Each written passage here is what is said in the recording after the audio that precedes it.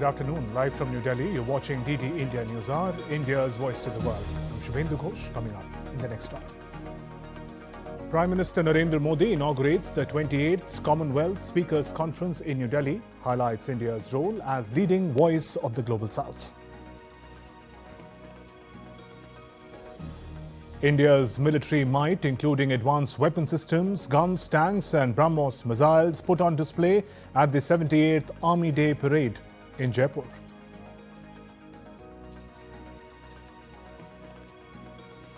US envoy Steve Witkoff announces phase 2 of President Trump's Gaza ceasefire plan, forms a technocratic Palestinian committee in the territory. Iran warns of retaliation if Trump strikes. US withdraws some personnel from bases. Discussion at the UNSC.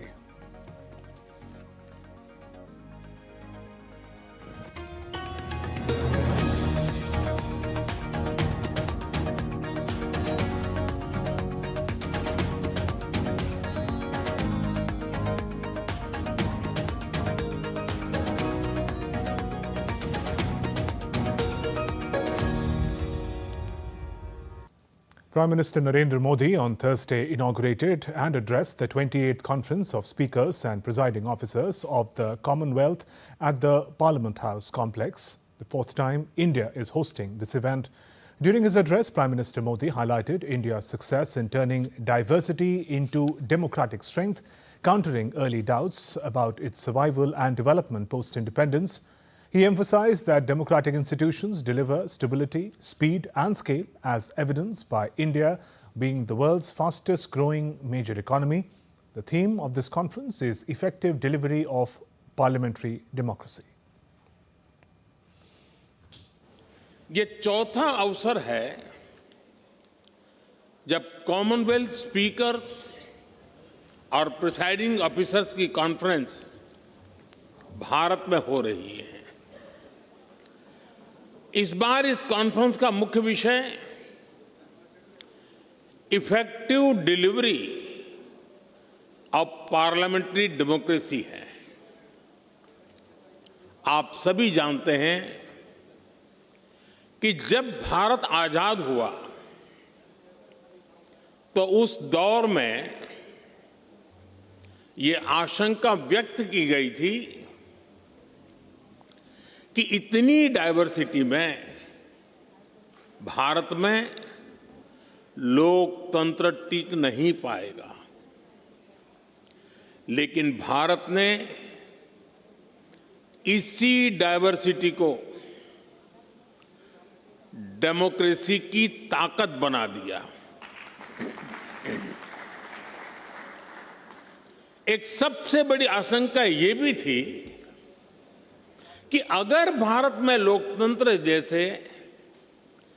अगर जैसे तैसे टिक भी गया तो भारत किसी भी हालत में विकास नहीं कर पाएगा।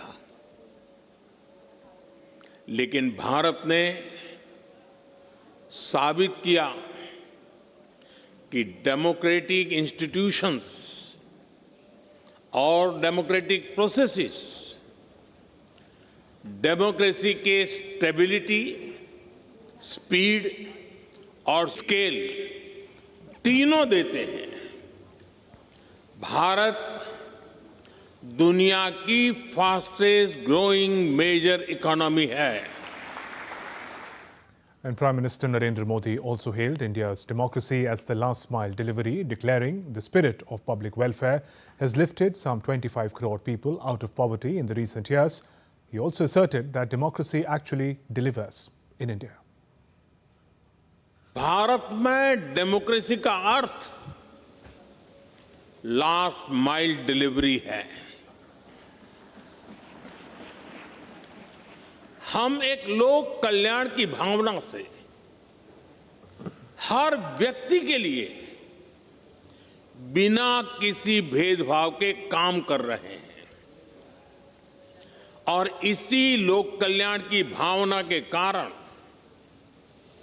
बीते कुछ वर्षों में भारत में 25 करोड़ लोग गरीबी से बाहर निकले हैं। In India, democracy delivers. Later, Prime Minister Narendra Modi met with delegates from several Commonwealth nations at the conference, fostering global parliamentary dialogue and cooperation.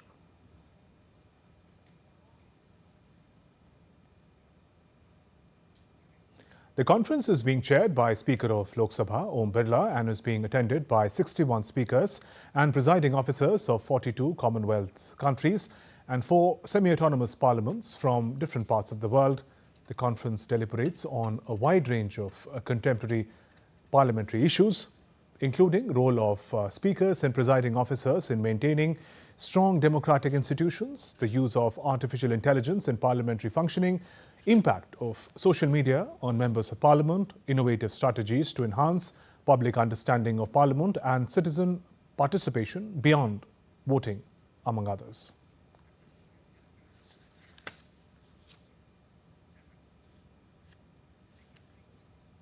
Talk about the key aspects of the Speaker's Conference and also Prime Minister's address. Joining me is Ambassador S.R. Tayal, former senior diplomat. Ambassador Tayal, good afternoon and welcome to DD India Newshour. Now, in the context of rising threats to democracies and democratic traditions across the world, Ambassador Tayal, how do you see the significance of this Commonwealth Conference? India has a very special role and position in Commonwealth. As our viewers recall, the Commonwealth grew out of the process of decolonization. And initially, all the members were former British colonies. India was the first to show the way. In 1947, India became independent. And it was the path of democracy, parliamentary democracy. And after that, in the 50s and मंत्री आ रहे हैं हैदराबाद, बड़ी मुश्किल से आए हैं सुबह, तो मैं जैसे ही अपनी बात खत्म करता हूँ और जैसे हम चलते हैं, most of those newly independent countries. All right, Ambassador, there appears to be some audio trouble at the moment. We're looking at those visuals of Prime Minister Narendra Modi engaging with various participants of the Commonwealth Conference. Ambassador Tayal, Prime Minister Modi in his address spoke about what you were also talking about, how India serves as a model of democracy and turning its diversity into strength. And then he sort of goes on to talk about different aspects of the India story as a democracy. So, Prime Minister Modi's address was very, very well crafted in the way that democracy is not just a theoretical concept. That in India, the way it has grown, it has developed, it has delivered. So, democracy is vibrant, functional, and also delivering, because this question has been arising because some of the not democratic countries have claimed that they have grown at a fast speed. So Prime Minister, by quoting the success of India, that so many 350 crore, 35 crore people lifting out of poverty, then last mile delivery, that it is very inclusive growth. What democracy ensures is that the growth, development, benefits reach the last person because everybody is equal. In democracy, there is no elite. Everybody has a vote, everybody is equal. So the system delivers and delivers to every citizen. And then how some of our major successes, he noticed how the women have been contributing to democracy with our reservations for women in Panchayati Raj institutions. I think he mentioned that 1.5 million women Elected women representatives, yes. As elected representatives. It's a huge and very impressive number. Now, of course, that constitutional amendment, that bill has been passed that for reservation of women even in the Lok Sabha, in the parliament, that will come into effect. So India in many ways is showing the way. showing the way to all the democracies and particularly among these Commonwealth members that how and as the theme of the conference is effective delivery of parliamentary democracy. So there can be a theoretical construct, there can be a constitution, there can be procedures, but ultimately it has to be delivered both by procedures and methods of democracy and also the outcomes. That all the developmental outcomes and growth outcomes, equality outcomes, human right outcomes, they are delivered effectively. And the parliamentarians have a very, very major role to play because ultimately they represent the aspirations, the hopes, the fears, apprehensions of their constituents.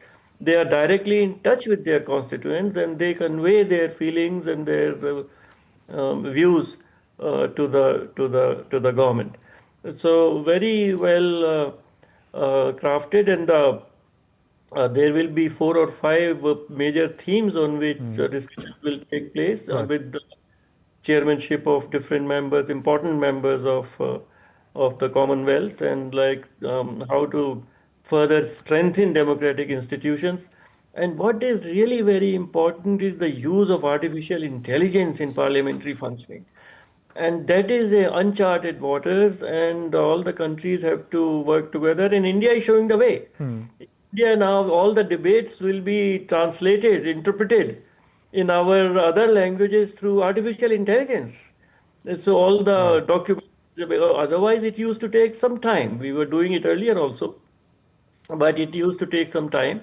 And Ambassador, looking at the roadmap ahead, Prime Minister in his address also speaks about how these democracies participating could use their collective strength for the welfare of strengthening institutions in the global south, a sort of area, a domain where India has been playing a key role in the recent years. That is absolutely right. India has emerged as a very effective and credible spokes country for Global South, the way in G20 India got the African Union as a member when the European Union was there, but African Union, which has more than 50 countries, was not there. So, and the way what we see around us, that the multilateralism seems to be in some kind of a decline. There are very important members of our global fraternity who are openly boycott or not following any kind of multilateral institution, whether it is United Nations, whether it is United Nations Charter, whether it is WTO.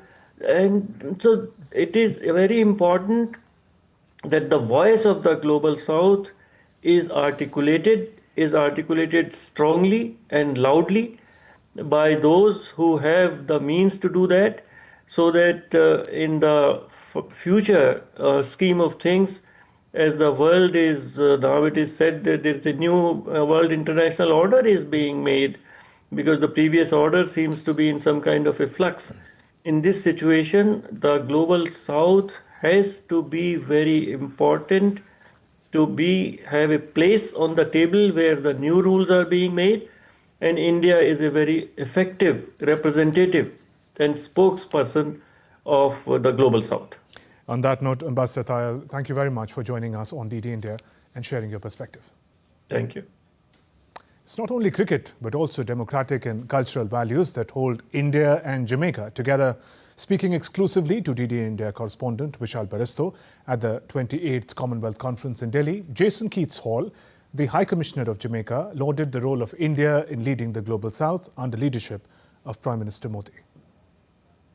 I have with me the High Commissioner of Jamaica. Apart from cricket, what else binds India and Jamaica together? Let's talk to the High Commissioner and find out. High Commissioner, you heard the Prime Minister talking about Global South and how India is ready to lead the Global South. What do you have to say on that? In terms of the Global South and in terms of the leadership role that India is assuming on multiple fronts, we welcome that opportunity. We welcome the approach that India takes in being more inclusive in the dialogue, in facilitating greater discourse on the critical issues. We face in these times existential crises on multiple levels, particularly around climate resilience and climate change. And this is an area where India is definitely taking a leadership role. High Commissioner, there's a lot of concern about the legal framework for artificial intelligence, and this is one of the important issue for this conference. How do you see things, and in what way can Delhi Declaration can finally help bring all the Commonwealth countries on one platform? Well, there certainly is a lot of concern about AI, and we've seen it being misused in some instances, but I think overall it is net positive. It's all about finding more efficient ways to treat with the pressing issues that we face in our daily existence. Establishing the framework to properly regulate and navigate this is of critical import, and I believe that we have here the political will, the support to achieve this. And I certainly hope that they will, in the deliberations to come over the next few days, that we will cover as much as possible and set in place a framework. It will always be a work that will be in need of continuous updating, because as is the case with the technology, it's constantly changing.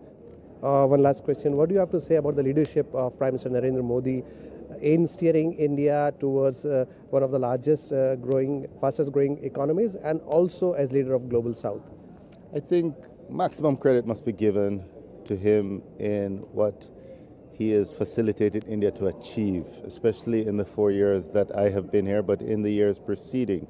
And as you've mentioned, India has emerged on the forefront on so many levels, and this is largely credited to the leadership of the Prime Minister. I think what the Prime Minister of India has managed to do is to allow for greater inclusion, allow for smaller countries, small island developing states such as Jamaica, to have their concerns heard and raised and discussed, and all with the objective of finding a common solution. So there you heard the High Commissioner from Jamaica. He says that India has positioned itself very well under the leadership of Prime Minister Narendra Modi, and India believes in the inclusivity, and this is what has brought all the countries here, especially under the flag of Commonwealth. With cameraman Ashish in Delhi, this is Vishal Baristu for DT India. Moving on, India is celebrating 78th Army Day today. Army Day celebrations in the West Indian city of Jaipur turned the Pink City's public streets into a showcase of India's military might, modern warfare readiness and self-reliance as Indian Army displayed its combat power, discipline and cutting-edge technology. The Army Day parade took place at Mahal Road in Jagatpura, marking the first time the event was organized outside a cantonment area. Chief of Defence Staff General Anil Chauhan, Chief of Army Staff General Upendra Dwivedi attended the celebrations along with senior leaders.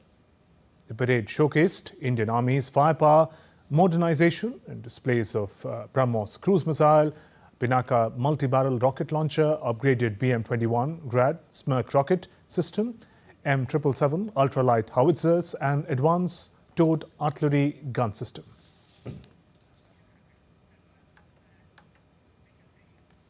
And DT India correspondent Akshay Dongre joins us live from Jaipur. Akshay, how is Army Day celebrations coming along in the Pink City? The parade showcased the force's firepower and preparedness.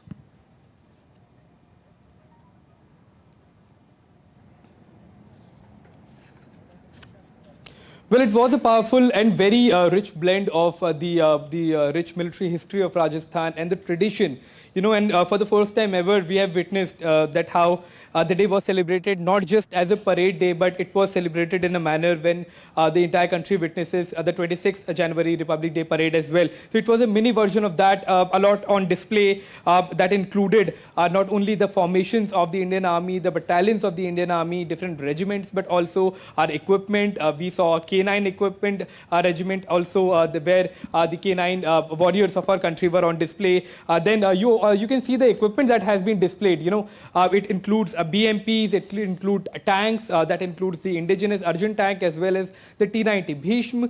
There is anti-drone warfare systems, howitzers, that includes M777 and other kind of howitzer that are there, ATAC system, multiple rocket launcher systems here as well. So a lot was on display, and this has been the progress as far as the celebration of Army Army Day and similar kind of events outside Delhi now. That was the brainchild of Prime Minister Narendra Modi, who first envisioned the idea of moving these special days outside just the national capital so that other states, other parts of the country also can see how these days are celebrated, how the country not only sees the Army Day, the Navy Day, the Air Force Day as a day of a ceremonial observance, but as a national tribute to the unwavering sacrifice, unwavering commitment of our armed forces, the valor that they display and the way they become a shield in front of the enemies and our adversaries when it comes to protecting the sovereignty and territorial integrity of our country is concerned. So it was a display of our tradition, it was a display of our culture, but also a display of our military strength that is not only focusing on the requirements of today, but also the future of modern warfare, including the drone systems, the anti-drone warfare systems, other kind of soft kill and hard kill systems that are there in the inventory of the Indian Armed Forces. So a full-on display of the military might of the Indian Army that on the day that marks and celebrates the way Indian Army has evolved over these decades into a force that is renowned across the world for its strength and the technological superiority over its adversaries. Akshay, in the larger context of the Army Day celebrations, Indian Army and the defence sector as a whole is also undergoing an important phase of modernization driven by development of indigenous capabilities.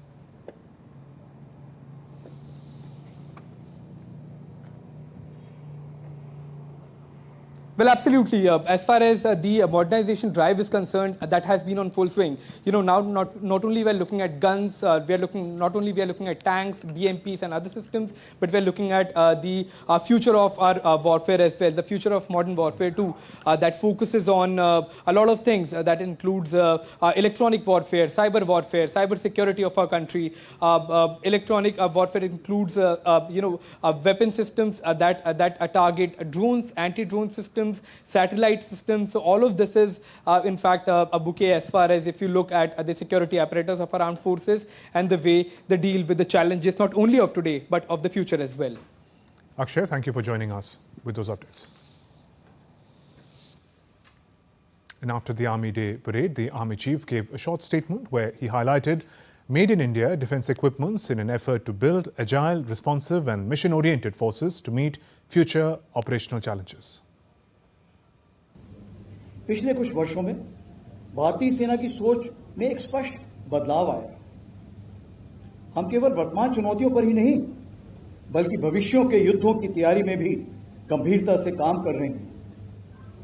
इस परिवर्तन प्रक्रिया के अंतर्गत Bhairav battalions, Ashwini platoon, Shaktibaan regiment, Divyastra battery जैसे नई इकाइयां खड़ी की गई हैं जिनको आज आपने परेड के दौरान खुद देखा हुआ है। ये संरचनाएं भविष्य की चुनौतियों के अनुरूप एक एजाइल, रिस्पॉन्सिव और मिशन ओरिएंटेड सेना के निर्माण को दर्शाती है।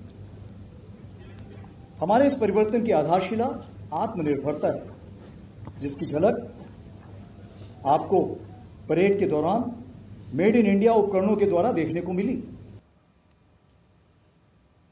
President Draupadi Murmu extended warm greetings to brave soldiers on social media platform X. She writes, and I quote, "Warm greetings to our brave soldiers, veterans and their families on Army Day. The Indian Army remains steadfast in safeguarding the unity, sovereignty and integrity of our nation. Our soldiers defend our borders and provide critical assistance during disasters and humanitarian crises. Your unwavering nation-first spirit continues to inspire every Indian." Unquote. And Prime Minister Narendra Modi on X writes, and I quote, "On Army Day, we salute the courage and resolute commitment of Indian Army. Our soldiers stand as a symbol of selfless service, safeguarding the nation with steadfast resolve. At times under the most challenging conditions, their sense of duty inspires confidence and gratitude across the country. We remember with deep respect those who have laid down their lives in the line of duty." Unquote. India's Defence Minister Rajnath Singh also extended heartfelt greetings to the Armed Forces personnel on the occasion of Army Day, remembering their sacrifice and selfless service to the nation. Sharing pictures with Army personnel, Rajnath Singh said, "The government remains fully committed to building a modern, Atmanirbhar and future-ready army. A grateful nation stands united in pride and respect for its soldiers." As part of a two-day visit to Punjab and Rajasthan, President Draupadi Murmu on Thursday attended the 50th annual convocation of Guru Nanak Dev University in Amritsar. During the event, President Draupadi Murmu praised Guru Nanak Dev University for promoting women's empowerment in the true spirit of Guru Nanak Ji's teachings. She emphasized that giving women full opportunities and self-confidence benefits society and the nation, urging both daughters and sons to unite in realizing India's dream of becoming a developed nation.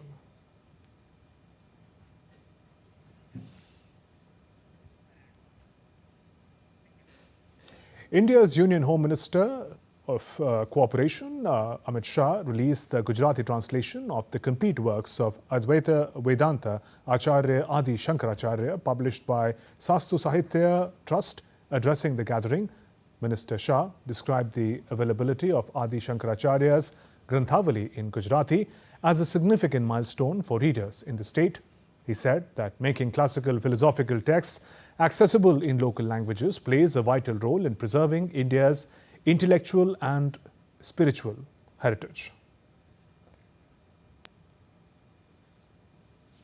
During his visit to Israel, India's Minister of Fisheries, Animal Husbandry and Dairying participated in global ministerial panel discussion on food security and the blue economy at the second Global Summit on Blue Food Security, See the Future 2026. During the discussion, the minister highlighted the significant achievements of India's fisheries sector, emphasized India's expanding role in strengthening global fisheries and aquaculture. He also underlined India's strong commitment to sustainable blue economy practices and to advancing global food security through innovation, cooperation and responsible resource management. Let's now take a look at other stories making news today. Voting is underway in Maharashtra for the mega civic polls across 29 municipal corporations, including key urban centers, that's Mumbai, Pune, Nagpur and Navi Mumbai on Thursday. The Bharatiya Janata Party, BJP and Shiv Sena are contesting the civic elections as allies under Mahayuti banner, except in Pune. On the occasion of Makar Sankranti, more than 21 lakh devotees took dip in the Ganga and Sangam at the ongoing Magh Mela on Thursday. A Magh Mela administration official said that bathing began from midnight, and given the auspicious period, the number of pilgrims is expected to cross 1 crore by evening. In Assam's Golaghat Tea Garden residents celebrate Goddess Tusu during the conclusion of the 3-day Tusu Pujo, seeking her blessings. It is believed that worshipping Goddess Tusu brings relief from illnesses and removes misfortunes. Still to come on DD India Newshour. Another person shot in Minneapolis by an agent from the US Immigration and Customs Enforcement Agency.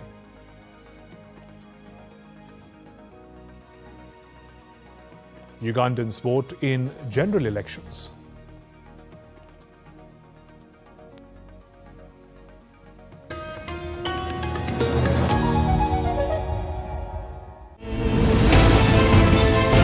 Geopolitics and trade deals. Economic challenges amid development. Hard work and the path to prosperity. It's the economy always. Between walkers, money is what money does and says. Supply creates its own demand. Between the bulls pulls and bears tears. When supply chains globalization and India rises to the podium. We'll get you centered with the Economic Brief at 8 p.m. every Thursday on DD India.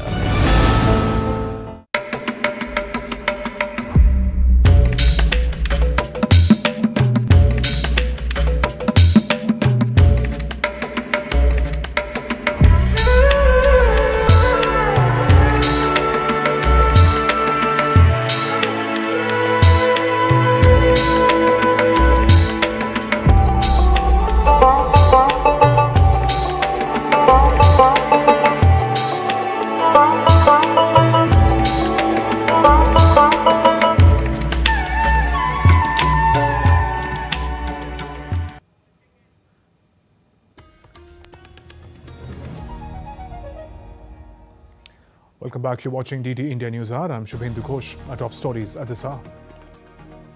Prime Minister Narendra Modi inaugurates 28th Commonwealth Speakers Conference in New Delhi, highlights India's role as leading voice of the Global South.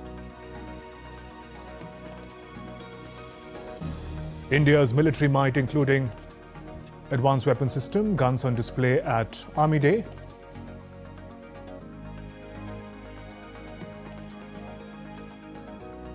That was US envoy Steve Witkoff announcing phase 2 of President Trump's Gaza ceasefire plan.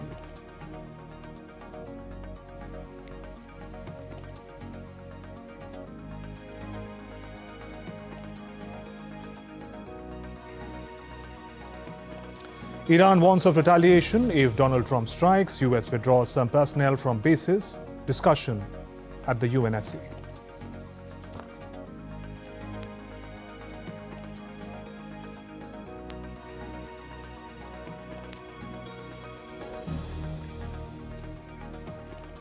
And the United States has announced the start of the next phase of Gaza peace plan on Wednesday as a new committee was formed to run the battered enclave. US President Donald Trump's special envoy Steve Witkoff on Wednesday announced the launch of phase 2 of Trump's 20-point plan to end the Gaza conflict. In a post on social media on Wednesday, Witkoff said phase 2 establishes transitional technocratic Palestinian administration in Gaza, the National Committee for the Administration of Gaza, and begins the full demilitarization and reconstruction of the enclave, primarily the disarmament of all unauthorized personnel. He underlined the United States expects Hamas to fully comply with its obligation, including the immediate return of the final deceased hostage. He warned failure to do so will bring serious consequences. Witkoff also highlighted the achievements of the earlier stage and said phase 1 had delivered historic humanitarian aid, ensuring continuation of ceasefire. Witkoff also expressed gratitude to regional mediators for their role in advancing the process. Earlier in October 2025, Israel and Hamas accepted the initial stage of Trump's 20-point framework, which includes a ceasefire in their 2-year conflict and a deal on the release of Israeli hostages. And India's Jessica Taneja joins us live from Delhi with more. Jessica, can you give us a sense of how this phase 2 of the Gaza peace plan will unfold and what constitutes this technocratic Palestinian administration in the enclave? Well, United States Special Envoy to the Middle East, Steve Witkoff, put out statements yesterday saying that they're now going to implement the second phase of the Gaza peace plan, and now that would involve the technocratic committee that now takes charge of Gaza after nearly 18 years of Hamas-led coalitions that have been governing or ruling Gaza. And with that, the transition as an effect on the ground looks slightly difficult because that would involve complete disarmament of Hamas, and that hasn't been guaranteed so far. And as you also mentioned in your report, the deceased hostage has not been returned. So tensions certainly there on the ground, but it has improved as we have seen in the recent past, the continuous bombing and the humanitarian concerns that were in place when it comes to Gaza and the enforcement of this peace plan, which was brought about by President Donald Trump with his 20-point plan that would have seen the Board of Peace, which would oversee this technocratic committee. Now, talking about the technocratic committee, we've been given to understand that the formation of this committee has been welcomed by the mediators, which is Turkey, Egypt and Qatar. They say that the person who's going to head this committee is likely going to be a person named Ali Shad. He was the deputy minister in the Palestinian Authority previously. He's also an engineer and has done reconstruction work. He's also handling reconstruction, transportation and other facilities. So he understands that Gaza at this point needs rebuilding. Now, if you understand from the estimates, it will at least need, the entire region or the redevelopment of Gaza would at least need $50 billion.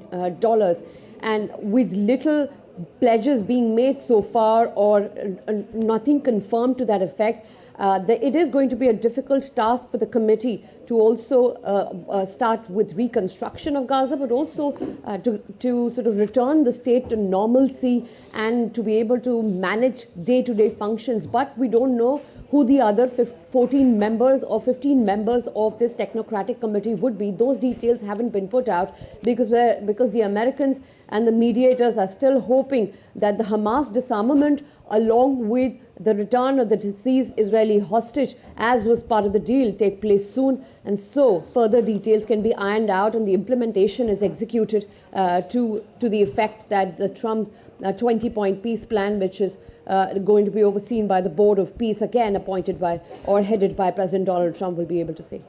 Jessica, thank you for joining us with those updates. And US President Donald Trump said Tehran has no plan to execute protesters, but still hasn't ruled out US military action against the country. The United States and the UK are both reducing the number of personnel at airbase in Qatar.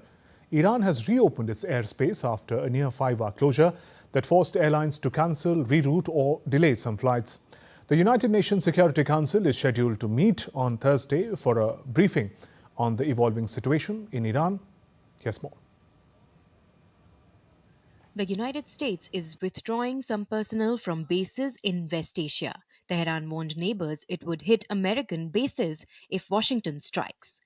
2 European officials said US military intervention could come in the next 24 hours. An Israeli official also said it appeared Trump had decided to intervene, though the scope and timing remained unclear. The UN Security Council will meet Thursday afternoon to discuss the situation in Iran. The meeting was requested by the United States amid growing international concern over unrest and escalating tensions involving Iran. At the White House, however, Trump suggested he was adopting a wait and see posture towards the crisis. Trump said he has been told that killings in the Iranian government's crackdown on the protests were subsiding and that he believes there is currently no plan for large scale executions. We've been told that the killing in Iran is stopping, and it's stopped, and it's stopping.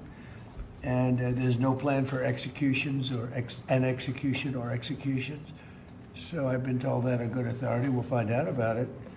I'm sure if it happens, we'll all be very upset, including you will be very upset, but that's just gotten to me, some information that the killing has stopped, that the executions have stopped. They're not going to have an execution, which a lot of people were talking about for the last couple of days. Today was going to be the day of execution. Tehran had asked US allies in the region to prevent Washington from attacking Iran. Direct contacts between Iranian Foreign Minister Abbas Araghchi and US Special Envoy Steve Witkoff have been suspended. Araghchi said on Wednesday there is no plan by Iran to hang people when asked about the anti-government protests. For one reason, they wanted to increase the number of deaths. Why? Because President Trump has said that if there are killings, he would intervene. And they wanted to drag him into this conflict. And that was exactly an Israeli plot. And there is no any hanging today or tomorrow or whatever. I can tell you, I'm confident about that, there is no plan for hanging at all. Iran reopened its airspace after a near 5-hour closure amid concerns about possible military action between the US and Iran that forced airlines to cancel, reroute, or delay some flights.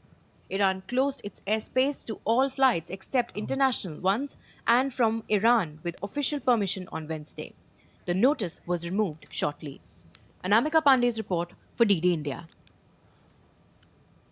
Meanwhile, US President Donald Trump has renewed his push for Greenland, questioning Denmark's ability to defend the Arctic island and stressing its importance to the United States' security. His remarks followed high-level talks in Washington that exposed continued differences between the United States, Denmark and Greenland over security and sovereignty. Here's more by DD India's Harshita Oberoi. US President Donald Trump on Wednesday reiterated his desire for Greenland. He said that the United States need Greenland for national security and that Denmark cannot be relied upon to protect the strategically vital island. Speaking after a high-stakes meeting between US, Danish and Greenlandic officials, Trump said Washington would be able to prevent any attempt by Russia or China to take control of Greenland, something he argued Denmark could not do alone. And the problem is, there's not a thing that Denmark can do about it if Russia or China wants to occupy Greenland. But there's everything we can do. You found that out last week with Venezuela. There's everything we can do about things such as that. Not going to happen.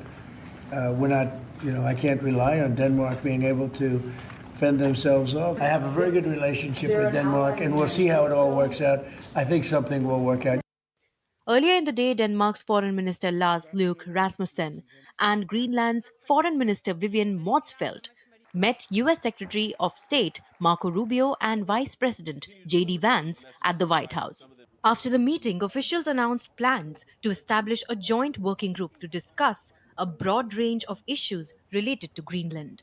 Rasmussen described the discussions as frank but also constructive, while acknowledging that significant disagreements remain between Washington and Copenhagen. Rasmussen said the US had not changed its stance, calling any attempt to take over Greenland an unacceptable breach of sovereignty. On this basis, we had what I will describe as a frank but also constructive discussion. The discussions focused on how to ensure the long-term security in Greenland. And here our perspectives continue to differ, I must say. The President has made his view clear, and we have a different position. We also agree to disagree. And therefore we will, however, continue to talk. Greenland's Foreign Minister Vivian Motzfeldt emphasized that while Greenland seeks stronger cooperation with the United States, it firmly rejects any notion of being owned by Washington. It's very important to say it again, that how important it is from our side to strengthen our cooperation with the United States, but that doesn't mean that we want to be owned by the United States. Against this backdrop, Denmark and Greenland have begun increasing their military presence in and around Greenland, working closely with NATO allies to strengthen Arctic defenses. Germany, Sweden, and Norway have also announced plans to send military personnel with expanded exercises planned through 2026. Harshita Oberoi, DD India. Another person was shot in Minneapolis by an agent from the U.S. Immigration and Customs Enforcement Agency, ICE, on Wednesday. According to the law enforcement sources, ICE officers were attempting to make contact with the person when the individual allegedly attempted to attack an officer. The ICE agent then fired defensive shots to defend his life.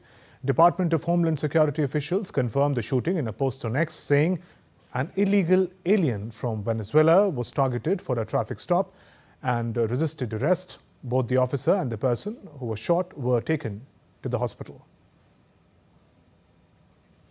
The shooting was reported surfaced a week after U.S. Immigration and Customs Enforcement agent shot and killed a 37-year-old woman in residential neighborhood of Minneapolis during a major deportation operation ordered in the city by U.S. President Donald Trump. And Minneapolis Mayor Jacob Frey criticized the U.S. Immigration and Customs Enforcement Agency, ICE, after a Venezuelan national was shot during a federal immigration raid on Wednesday evening, according to authorities. ICE can leave, and this massive deployment can come to an end. We have filed litigation to hopefully make it so, and at the same time, I'm deeply concerned that we don't have that kind of time. This is already the second shooting that we've had in a week. The U.S. State Department on Wednesday announced to suspend processing for important visas for applicants from 75 countries. The State Department, in a social media post, stated that it will pause immigrant visa processing from 75 countries whose migrants take welfare from American people at unacceptable rates. The freeze will remain active until the United States can ensure that new immigrants will not extract wealth from the American people. Countries affected by the move include Pakistan, Bangladesh, Afghanistan, Iran, Russia, Somalia, Brazil, Nigeria, Thailand, among others. The State Department has revoked more than 100,000 visas since President Trump took office. Russian Chief of the General Staff Valery Gerasimov announced on Thursday that Russian forces captured more than 300 square kilometers of Ukrainian territory in the first half of January this year. He stated that advances continued practically in all directions along the front line in northern, eastern and southern Ukraine. Gerasimov also revealed that Russian troops seized a total of 6,640 square kilometers of Ukrainian land throughout last year, 2025. The claims come amid intensified fighting, with Moscow maintaining steady territorial gains despite heavy casualties on both sides. Ukrainian officials have not immediately commented on the latest reported advances. The task of the special military operations continue to be fulfilled. The offensive of the units of the Joint Group of Forces is conducted practically in all directions. During the 2 weeks of January, 8 settlements have been liberated. More than 300 square kilometers of Ukrainian territory came under our control. In other news, voters in Vancouver waited in long queues on Thursday after polling materials arrived late at a local voting centre, delaying the start of Uganda's general elections. Residents gathered outside the station from early morning, many holding their documentations as they waited for machines and ballot boxes to be delivered. Security personnel monitored the area as election officials brought in ballot boxes, marked the Electoral Commission. The vote comes as President Yoweri Museveni, who is seeking to extend his rule into a fifth decade, faces challenge from popular singer-turned-politician Bobi Wine. The election is seen as a test for the 81-year-old leader's political strength and his ability to avoid the kind of unrest that has recently shaken neighbours Tanzania and Kenya. Still to come on DD India Newshour. Prime Minister Modi feeds cows on the occasion of Makar Sankranti at his residence. In sports, main draw for the first Grand Slam of the year, Australian Open, takes place in Melbourne.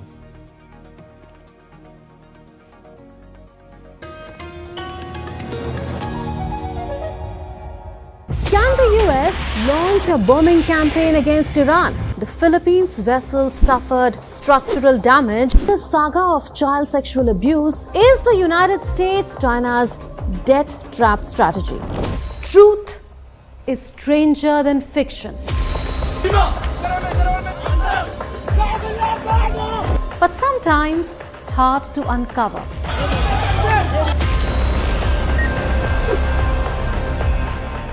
Trust us to tell the truth, unadulterated and pure, of every story that matters to you.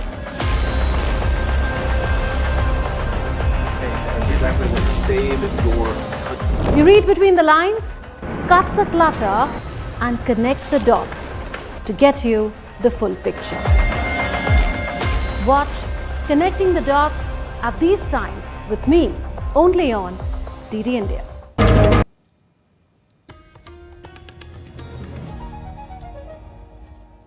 You're watching DD India Newshour. I'm Shubhendu Ghosh. X has tightened controls on its AI chatbot Grok after global backlash over sexually explicit and non-consensual image generation.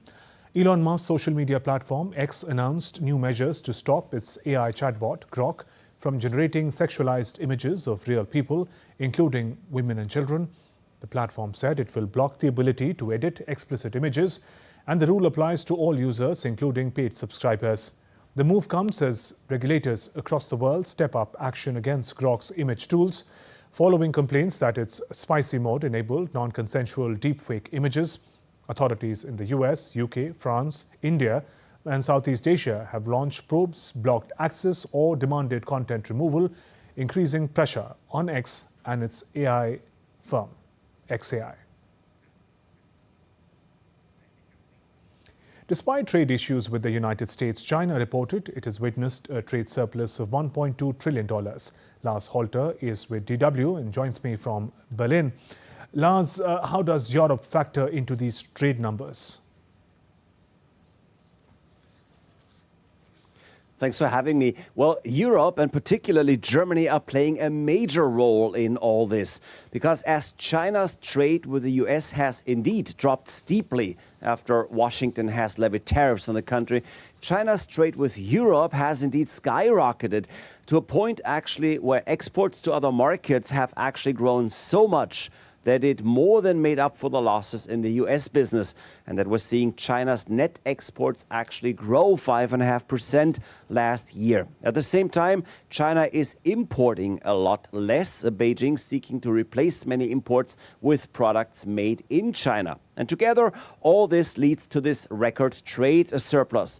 Now, for some concrete numbers, looking at Germany, Chinese exports are up over 10% for the past year, while Chinese imports from Germany are actually down 2.1%. But how did this change in trading patterns happen so quickly?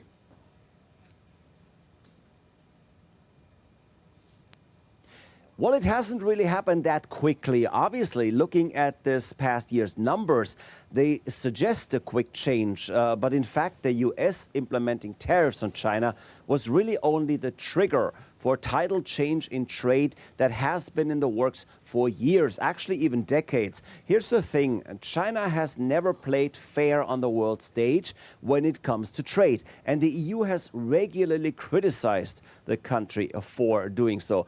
There's so many examples of what went wrong too. There's the fact that Beijing has always generously subsidized Chinese companies to allow them to produce cheaper than companies, let's say, in the EU. There's also the fact that Chinese companies often bought up or invested in foreign companies, acquiring intellectual property along the way, all while China did not allow foreign companies to invest in China, or at the very least, only after forcing them into joint ventures with Chinese partners. And then, for many, that's the main point, there is the weak renminbi. Experts are saying it is around 40% undervalued. And one should know that the Chinese currency is fully regulated by the Chinese central bank, with rates not being subject to foreign markets. Now, this strongly undervalued renminbi gives China an immense advantage in global trade.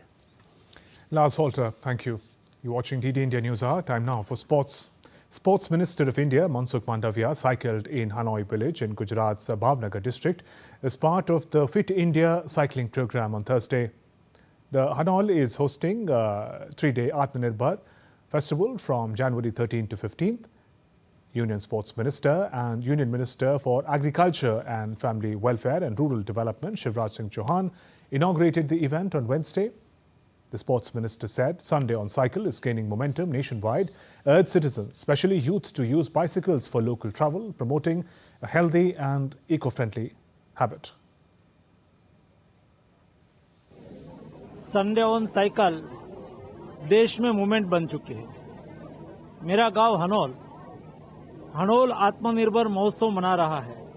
मेरे गांव में सभी परिवार में, सभी घर में cycle है, और इसलिए आज आत्मनिर्भर हनोल महोत्सव में भी सब लोगों ने साइकिलिंग करके स्वास्थ्य का संदेश दिया है, फिटनेस का संदेश दिया है, और पोल्यूशन का सॉल्यूशन करने के लिए, काम करने के लिए भी देश के नागरिकों को आह्वान करा है।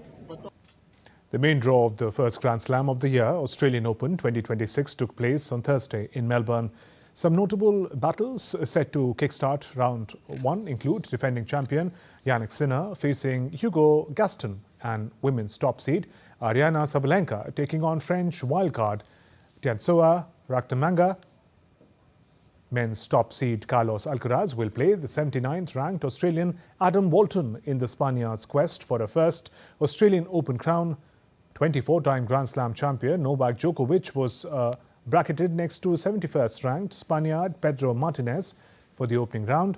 Former Wimbledon champion Rabikina will clash with unseeded Slovenia Kaja Human in the first round.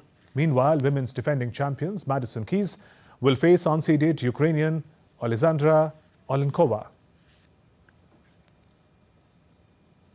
Bangladesh cricket plunged deeper into crisis on Wednesday as Cricketers' Welfare Association of the country demanded immediate resignation of Bangladesh Cricket Board Director and Finance Committee Chairman Najmul Islam, threatening a complete boycott of all matches from Thursday if he fails to step down. Najmul had said earlier on Wednesday that players were not entitled to compensation if Bangladesh skipped the upcoming ICC Men's T20 World Cup, and that the board could justifiably demand refunds from cricketers for poor international performances. After this, Mohammad Mithun, the president of Cricketers' Welfare Association of Bangladesh, issued an ultimatum saying all cricket activities, including Bangladesh Premier League, would be suspended if Najmul did not resign ahead of the BPL match between Chattogram Royals and Noakhali Express in Dhaka. Prime Minister Narendra Modi celebrated Makar Sankranti by feeding cows at his residence.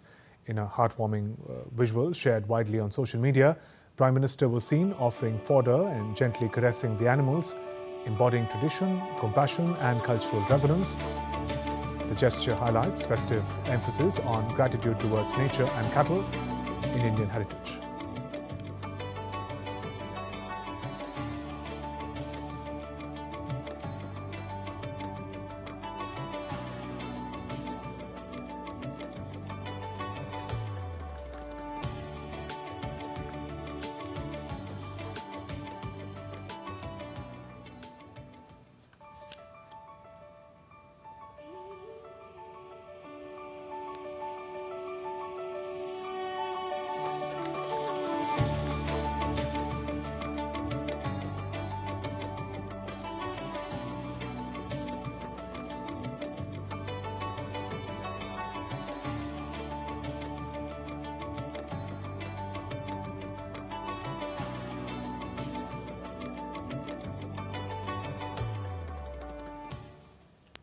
And that's all for this edition of DD India Newshour. Let us know your thoughts on the news of the day.